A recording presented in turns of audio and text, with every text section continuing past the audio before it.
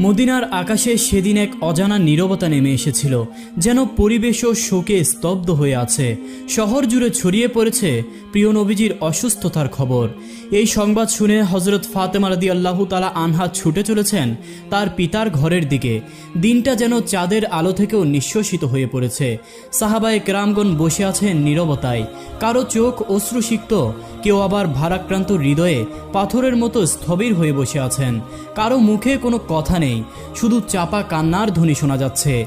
এই সময় নবীজি সাল্লাল্লাহু আলাইহি ওয়াসাল্লাম অসুস্থ অবস্থায় ঘরে শুয়ে আছেন। তার পাশে উপস্থিত হযরত ফাতেমা রাদিয়াল্লাহু তাআলা আনহা ও আম্মাজান আয়েশা রাদিয়াল্লাহু তাআলা আনহা। হঠাৎ নবীজি সাল্লাল্লাহু আলাইহি ওয়াসাল্লাম বললেন, হে আয়েশা, আবু বক্করকে খবর দাও। কিন্তু তার আগেই হযরত আবু বক্কর রাদিয়াল্লাহু তাআলা আনহু ঘরে প্রবেশ করলেন। তখন রাসূলুল্লাহ সাল্লাল্লাহু আলাইহি ওয়াসাল্লাম তাকে উদ্দেশ্য করে বললেন, হে আবু বক্কর, আমি তোমার হাতে একটি আমানত রেখে যাচ্ছি। তুমি আমার সাহাবীদের দায়িত্বের কথা মনে রাখবে।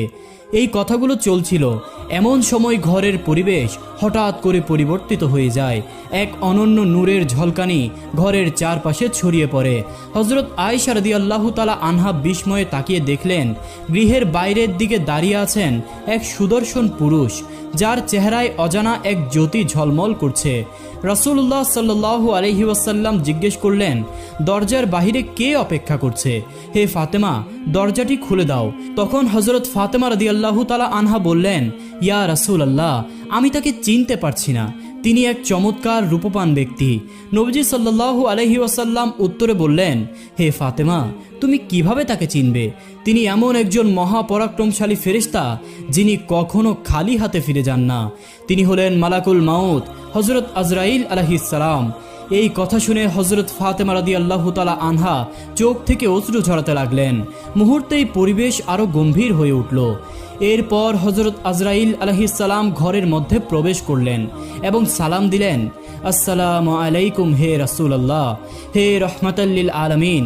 আল্লাহ রাব্বুল আলামিন আপনাকে সালাম জানিয়েছেন এবং আমাকে আপনার কাছে প্রেরণ করেছেন। যদি আপনি অনুমতি দেন তবে আমি আপনার রূহ কবজ করব, আর যদি আপনি না চান তবে ফিরে যাব। যত দিন ইচ্ছা করবেন তত দিন আপনি দুনিয়ায় অবস্থান করবেন। তখন রাসূলুল্লাহ সাল্লাল্লাহু আলাইহি ওয়াসাল্লাম বললেন, হে আজরাইল আলাইহিস সালাম, আমার এখনো আল্লাহর সঙ্গে একটি কথা বাকি আছে।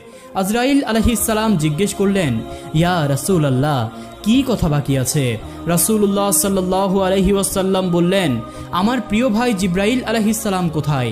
আমি তার সঙ্গে একবার দেখা করতে চাই। এই সময়